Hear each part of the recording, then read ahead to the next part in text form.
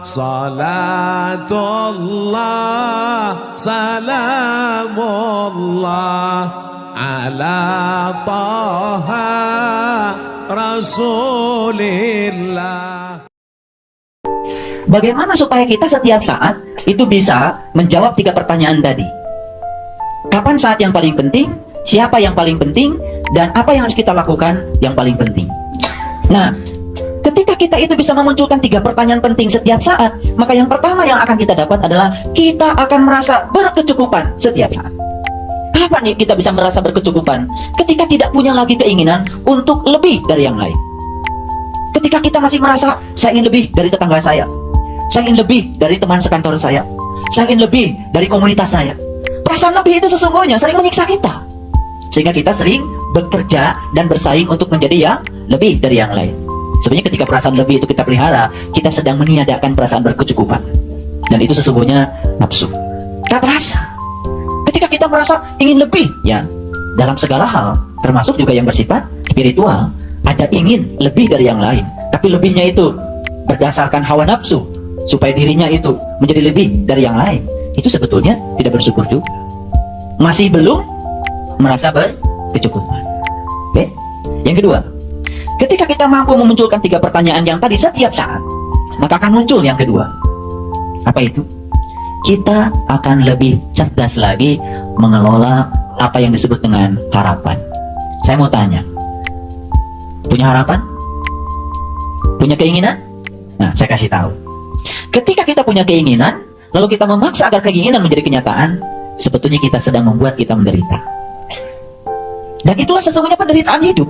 Karena kita sering memaksakan agar keinginan menjadi kenyataan. Maka saya kasih tahu ilmunya.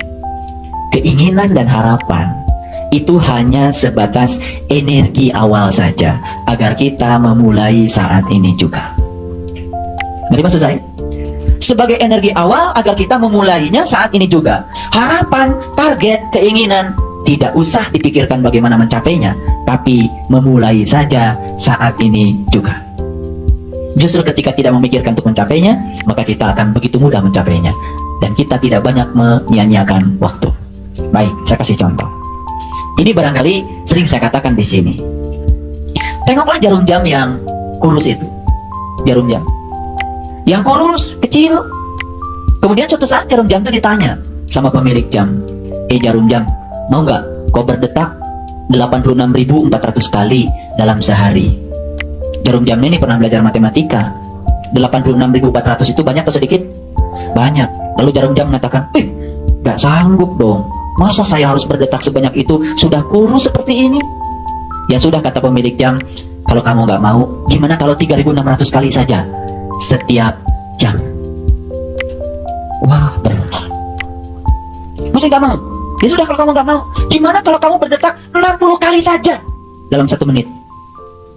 Wah, banyak. Sudah, kata pemilik jam, bagaimana kalau kamu berdetak 1 kali saja dalam 1 detik? Wah, setuju. 1 kali saja 1 detik. Langsung, oke. Padahal dalam 1 menit dia berdetak 60 kali. 1 jam dia berdetak 3.600 kali. 1 hari dia berdetak 3.600 kali 24. 86.400 kali. Bayangkan dalam 1 bulan, bayangkan dalam 1 tahun, 5 tahun jamnya belum ganti-ganti. Dia sudah berdetak berapa juta kali. Dan dia tidak pernah memikirkan yang jutaan. Dia tidak memikirkan yang ribuan. Dia cuma memikirkan, saya berdetak sekali saja 1 detik.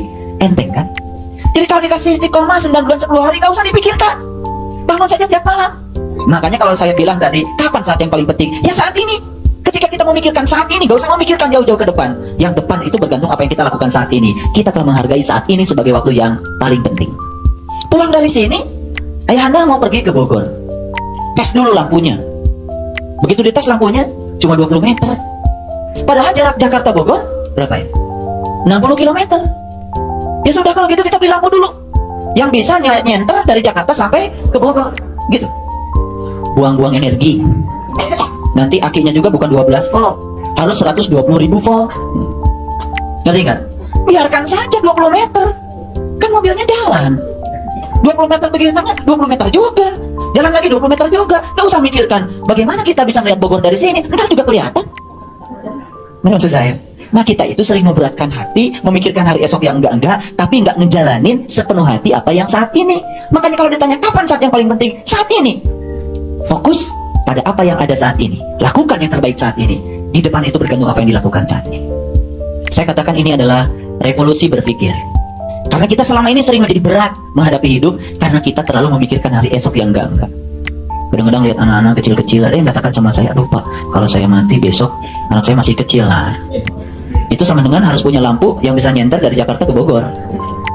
Ya kalau kamu mau mati ya mati aja. Lah itu soal anak apa ya? Allah kasih mati berarti sudah itu yang terbaik bagi dia. Nanti ada jalannya, pasti akan diberi jalan oleh Allah.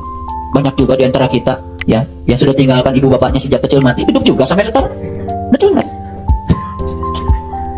Jadi maksud saya, kenapa kita tidak fokus pada saat ini saja, bersama dengan orang-orang yang sedang ada dekat dengan kita saat ini, dan lakukan yang terbaik pada mereka. Sesungguhnya kita sedang hidup tidak bersama siapa-siapa, tapi sedang hidup bersama dengan orang-orang yang sedang dekat dengan kita. Maka semua orang yang ada di ruangan ini adalah orang-orang yang paling penting bagi saya saat ini.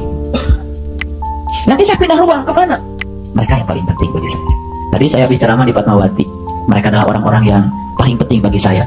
Dan pertanyaan ini tidak boleh berhenti, harus berulang-ulang, dimanapun, kapanpun, munculkan pertanyaan ini, karena ini adalah pertanyaan yang paling penting.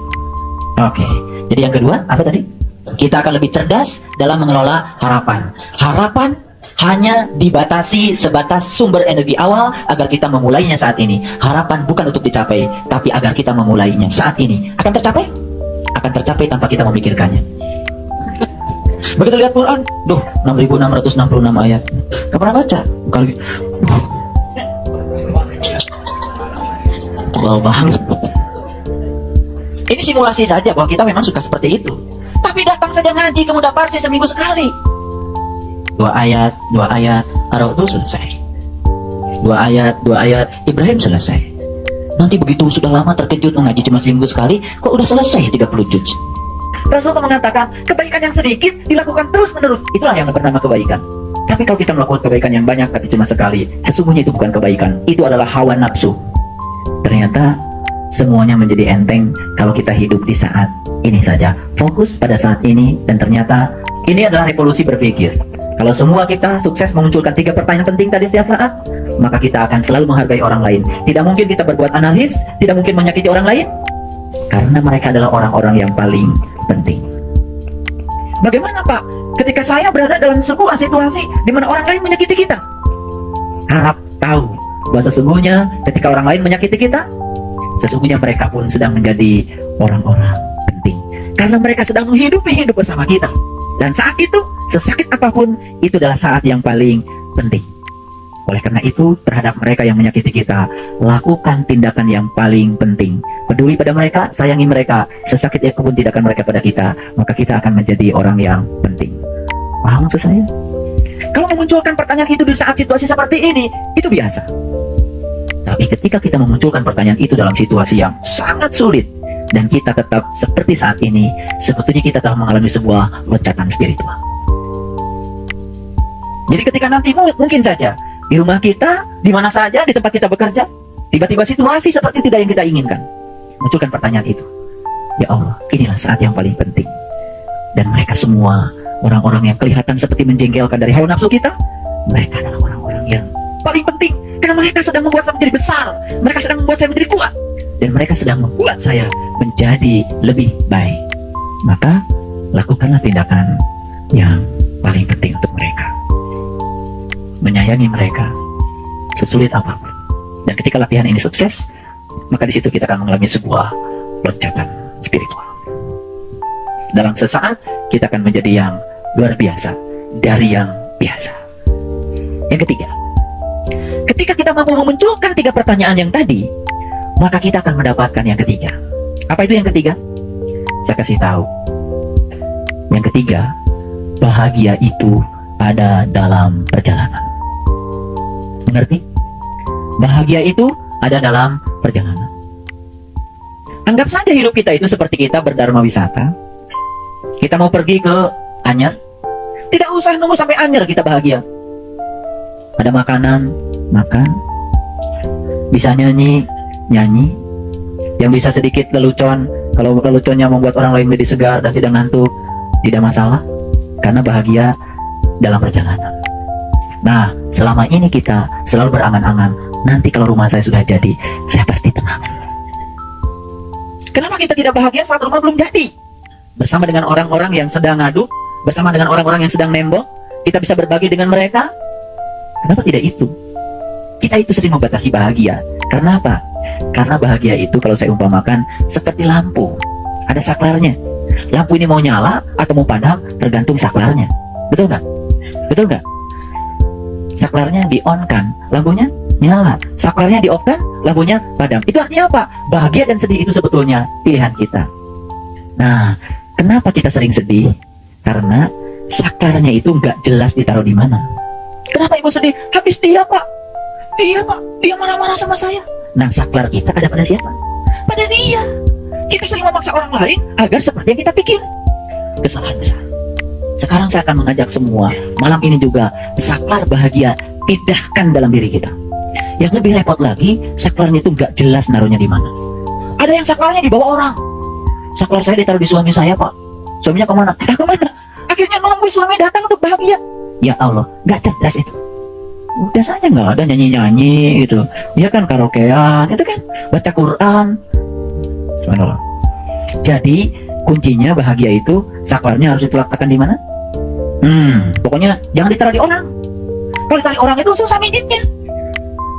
Ya, kalau ditaruh di sini, kapan saja. Pokoknya, wah, emang gue pikirin, net bahagia. Jadi saklarnya di kita, gampang. Naruhnya harus di tempat yang gampang mijitnya. Pokoknya apapun, net bahagia. Nah, kita itu sebetulnya sering menitipkan saklarnya di tempat lain. Akhirnya apa? Nunggu orang datang dulu. Dan nunggu orang lain berbuat seperti yang kita ingin. Sebetulnya kita tidak sadar kalau selama ini sering menitipkan kebahagiaan pada orang lain. Jadi karena bahagia dititipkan di orang lain, kita kedapatan apa? Sedih mulu. Sadar gak? Sering kita begitu. Saya ngaji nggak tinggi-tinggi, yang enteng-enteng aja lah. Yang enteng-enteng. Udah masuk ke Ibrahim ini, yang enteng. Tapi perlu kecerdasan. Karena yang biasa ini kalau dikelola oleh kita secara cermat, ini akan membuat kita menjadi luar biasa. Oke, yang ketiga, bahagia dalam perjalanan. Ngerti maksud saya? Gak usah, wah nanti kalau sampai nyampe rumah bahagia. Gak usah, di jalan bahagia, di rumah bahagia, dimanapun bahagia. Oh nanti kalau sudah naik pangkat bahagia. Gak usah nunggu naik pangkat, sekarang aja bahagia. Saklarnya di tangan kita, tinggal net, bahagia. Pokoknya nanti kalau ada orang lagi sedih-sedih, emang saklarnya taruh di mana, Bu? Gitu, ya kan? Kalau ada orang kirim SMS, ya agak sedikit-sedikit sedih, emang saklarnya taruh di mana, Bu? Gitu. Ya biar ingat saklarnya tarik lagi dalam dirinya. Iya, ngapain saya sedih? Net, bahagia. Ngerti nggak saya? Harus dijelaskan kayak gini baru ngerti. Ini sebetulnya mutiaranya Al-Quran. Quran itu mendidik kita untuk bahagia setiap saat. Cuman karena saklarnya ditaruh di mana-mana, bahkan yang nggak jelas itu kita nggak tahu naruhnya di mana. Saklarnya dibawa kemana-mana. Kadang-kadang yang lebih repot lagi, saya Pak nanti bahagia. Kalau tabungan saya sudah 500 juta. Saklarnya ada di 500 juta. Yang 500 jutanya entah di mana. Sampai mati, saklarnya nggak kita dapat. Yang 500 juta nggak dapat, sampai mati sedih mulu. Gak rugi nggak kayak gitu? Subhanallah. Kasihan deh loh. Ngerti sekarang? Oke. Yang keempat, ketika kita bisa memunculkan 3 pertanyaan penting yang tadi, akan muncul yang keempat. Kita akan sangat peduli untuk membagi kebahagiaan pada orang-orang yang memerlukan kita. Coba bayangkan kalau setiap saat kita selalu mengerti kalau mereka adalah orang-orang yang penting saat itu bagi kita, maka kita akan selalu melakukan tindakan yang penting untuk mereka. Setuju? Kecil-kecilan sekarang di sini. Saya sedang melakukan tindakan penting buat orang-orang yang paling penting yang sedang menghidupi kehidupan saya saat ini. Dan semua Bapak Ibu yang ada di sini pun sedang melakukan sebuah tindakan penting. Mendengar, menyimak, menulis, mungkin mengapresiasi. Bukankah itu sebuah tindakan penting? Di samping kiri kanan kita ada orang, tidak kita ganggu, biarkan mereka konsen, memberikan keleluasaan pada mereka untuk menikmati pengajian ini. Bukankah kita telah memberikan tindakan yang penting? Mungkin kita tidak menyadari kalau sekarang kita sedang melakukan tindakan penting. Kiri kanan kita hargai, tidak mau kita ganggu, karena kita ingin memberikan tindakan yang paling penting untuk orang-orang yang paling penting yang sedang dekat dengan saya saat ini juga. Jadi ternyata kapanpun dimanapun, akhirnya semua saat dan tempat menjadi saat dan tempat yang sangat-sangat penting. Maka kita tidak akan pernah kehilangan kesempatan untuk berbuat baik setiap saat karena kita menyadarinya. Subhanallah. Saya ingin tanya, 3 pertanyaan yang tadi terasa sekarang? Terasa? Oke, saya ingin agar apa yang saya munculkan itu bukan sebagai sebuah koleksi pengetahuan, tapi rasakan saat ini juga, walaupun kita belum memasuki tindakan nyata, tapi kita sudah merasakan. Setidak-tidaknya kita berucap, subhanallah, betapa selama ini kita sering menyia-nyiakan waktu kita. Padahal semua waktu adalah waktu yang paling penting. Makanya saya mengajak, hiduplah di saat ini. Keluar dari sini saat ini, keluar saat ini, terus saat ini. Dan ketika kita bisa memunculkan itu, subhanallah, kita telah membuka keran kebahagiaan pada diri kita. Dan kita baru sadar bahwa sesungguhnya yang menutup keran kebahagiaan selama ini kita sendiri. Lalu kita sering mencari alasan karena orang lain tidak berbuat seperti yang kita ingin. Itu artinya kita masih menitipkan saklar kebahagiaan di tangan orang lain.